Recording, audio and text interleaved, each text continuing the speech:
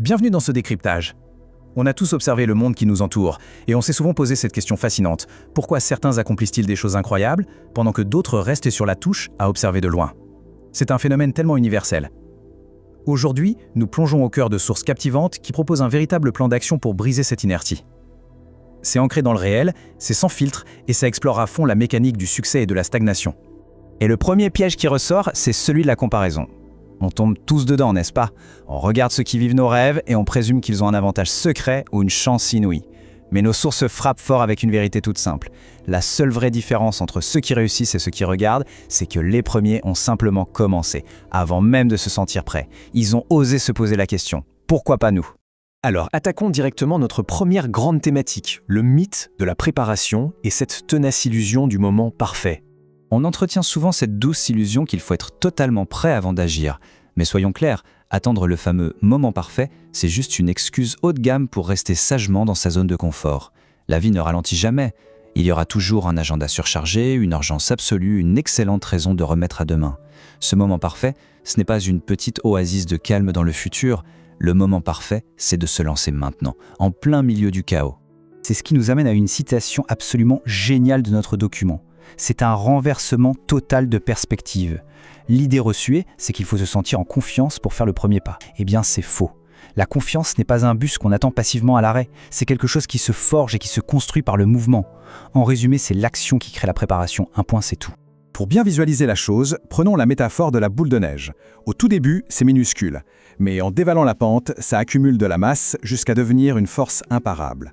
Pas besoin d'un plan d'action sur 10 ans pour s'y mettre. Une seule petite action d'ancrage suffit. Pourquoi? Parce que cette action unique envoie un signal clair au cerveau pour lui dire qu'on a repris les commandes. Bam, ça génère un élan massif, et plus on agit, plus le niveau de confiance crève le plafond. Ce qui nous propulse vers la suite, surmonter la peur sociale. Ce qu'on pourrait appeler vaincre la matrice. Une fois qu'on a créé cet élan, qu'est-ce qui peut bien nous freiner? Très souvent, c'est le poids écrasant du regard des autres. Mais voici la grande révélation, le fameux bug dans la matrice identifié dans notre texte. En fait, les gens ne pensent quasiment pas à nous. Ils sont bien trop obsédés par leur propre lutte. Ils sont là, éveillés à 3 h du matin, en train de repasser en boucle leur propre moment de honte. Bref, ils n'ont ni le temps ni l'énergie de juger la moindre de nos actions. Et c'est là qu'intervient une parade brillante pour affronter la gêne.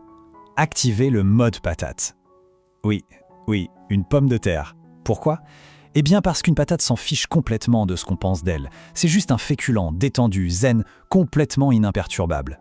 Sous cet humour très bien senti, le message est puissant. Il faut devenir le dieu féculent de sa propre existence, savoir rire de la gêne et assumer totalement le fait que tout ne soit pas parfait. Quand on applique ça, la magie opère. En assumant nos petits défauts et nos bizarreries, on leur retire tout pouvoir de nuisance. Fini le fardeau gênant.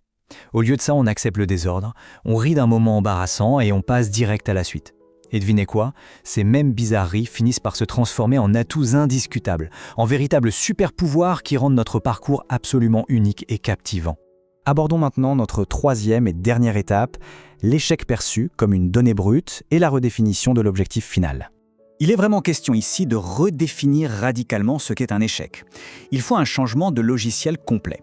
La vieille peur d'avoir l'air ridicule doit laisser place à un acte purement clinique, c'est-à-dire ajuster son approche. Faire une erreur, ce n'est plus une tragédie émotionnelle, c'est littéralement de la collecte de données brutes. Tous les gens qui réussissent ont échoué un nombre incalculable de fois. La grande différence, c'est qu'ils utilisent ces échecs comme un retour d'information totalement neutre pour faire de meilleurs choix par la suite, au lieu d'en faire un drame personnel. Autrement dit, ruminer ses regrets ou le temps perdu, c'est jeter son énergie par les fenêtres. Le passé est strictement immuable, on ne peut plus le retoucher. Donc, la seule approche logique et productive, c'est de prendre toute cette énergie disponible et de la canaliser à 100% dans la prochaine action. Il n'y a que le mouvement suivant qui compte, car c'est le seul sur lequel on a réellement le contrôle. Et c'est ici qu'intervient la conclusion coup de poing de notre source. C'est une prise de conscience brutale, mais incroyablement stimulante. Personne ne viendra à la rescousse. Il n'y a pas de patron magique, de parents ou d'amis qui va soudainement débarquer pour nous imposer la réussite. Chaque seconde passée à forger des excuses, c'est une seconde où on choisit délibérément la médiocrité. Des talents exceptionnels ont été mis en pause pendant bien trop longtemps. Il est grand temps de renverser la table et de ne plus attendre la permission d'être imparable. Ce qui nous laisse sur cette réflexion finale très provocatrice pour clore cette analyse. Le temps des hypothèses qui nous paralysent est bel et bien révolu. Il faut arrêter de se torturer en se demandant « et si ça rate ?» Il est temps de commencer à se demander, avec une bonne dose d'audace, pourquoi pas.